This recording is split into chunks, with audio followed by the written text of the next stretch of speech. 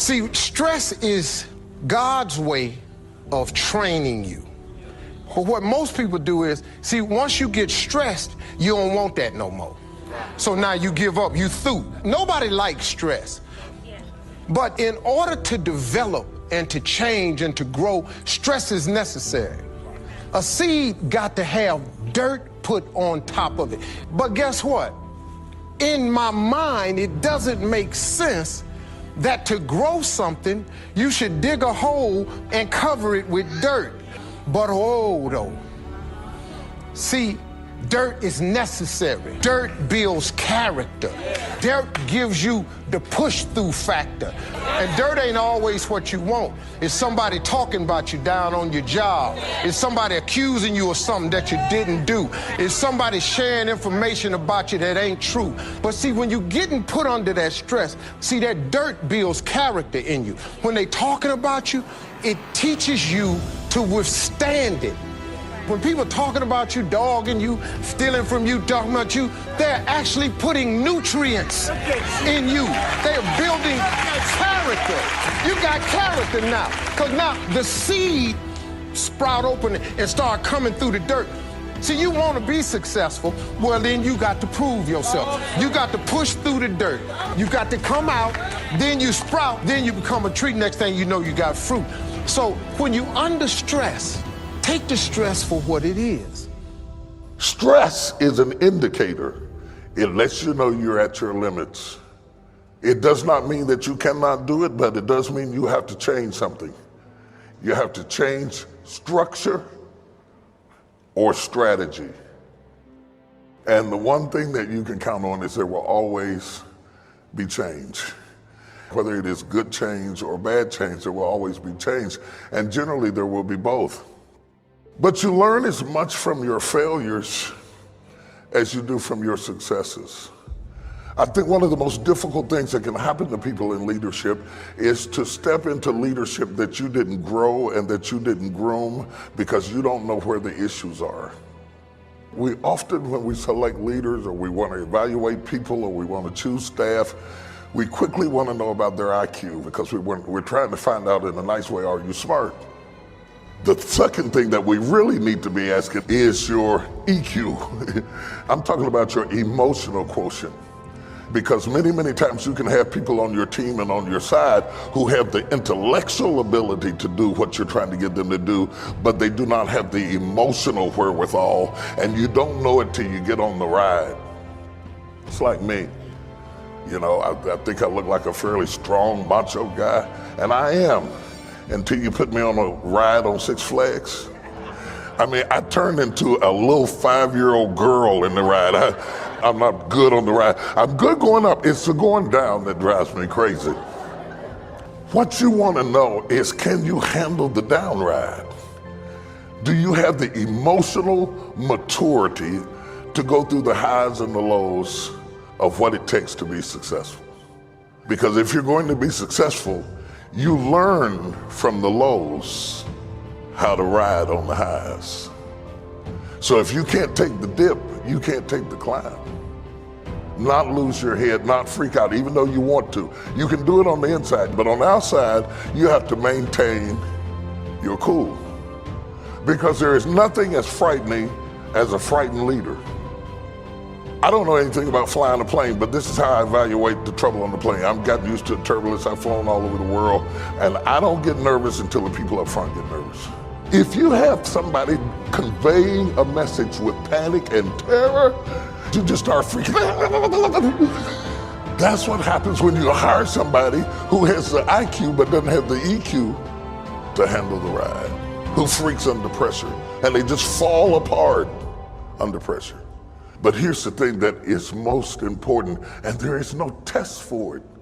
Their AQ. AQ is your adaptability quotient. How do you respond to change?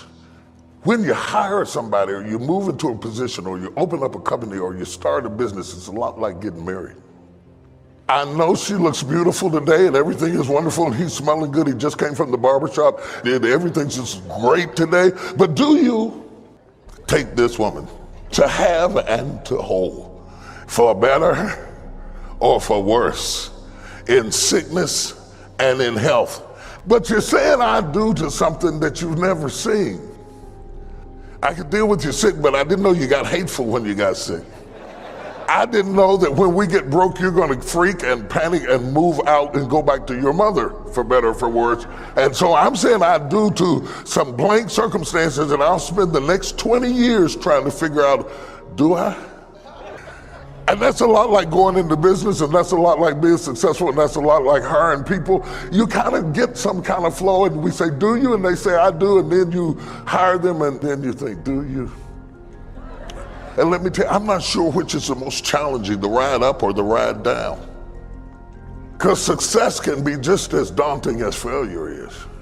If you can't adapt quickly enough to it, you will lose it. A blessing isn't a blessing if you can't handle it. We all love to be blessed, our business taking off. We meet the person of our dreams. But here's the key, the blessing doesn't come by itself.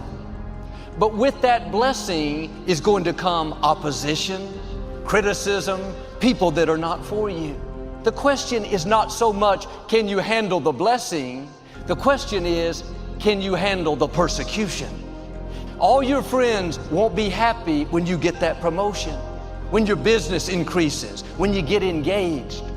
Don't get upset. It's not about you, it's about the blessing on your life. If you can handle the persecution, then God can trust you with the blessing. You could be praying to win something that you can't handle if you get it.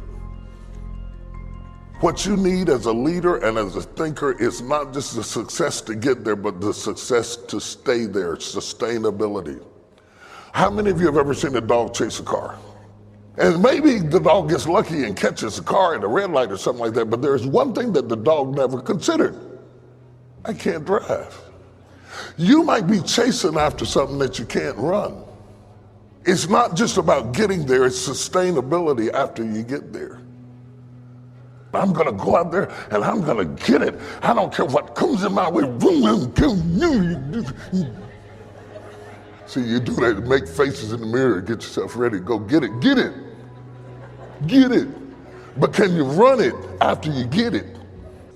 So the whole issue, the only thing that should be stable in your ride to success is you. And if you're not a person who can be stable in the ride, you shouldn't get in the car. So what do you do when it's bad news? The best thing to do with bad news is to deliver a clear message. Clear messaging creates clear expectation, which avoids disappointment. It is not what happens to you that matters, it is how you handle it. Are you getting what I'm saying? Because things happen to you in life. And many times when those things happen, you want to give up. Sometimes it goes well. Sometimes it gets in a knot.